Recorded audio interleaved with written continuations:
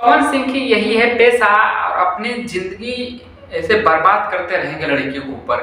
नहीं, ज्योति सिंह ने बोल दी इतनी बड़ी बात कि पवन सिंह कहीं लग ना जाए। तो नमस्कार दोस्तों, कैसे हो आप लोग आई होप सारे लोग ठीक होंगे। तो आज हम बिग खबर की बात बता रहा हूँ। ज्योति सिंह बोल दी पवन सिंह को इतनी बड़ी बात। पवन सिंह का जैसे पेशा है कि वो लड़कियों की जिंदगी बर्बाद करते रहेंगे। रियली पवन सिंह के ऊपर विवाद न बढ़ जाए, क्योंकि अभी गाने के ऊपर लगे हुए हैं। अभी एक लाइव रिपोर्टिंग के द्वारा एक खुलासा हुआ है कि ज्योति सिंह पावर स्टार पवन सिंह को टारगेट करते नजर आ रही हैं। बोल रही हैं कि पवन सिंह यही है इनका पेशा और अपनी जिंदगी ऐसे लड़कियों के ऊपर बर्बाद करते रहेंगे।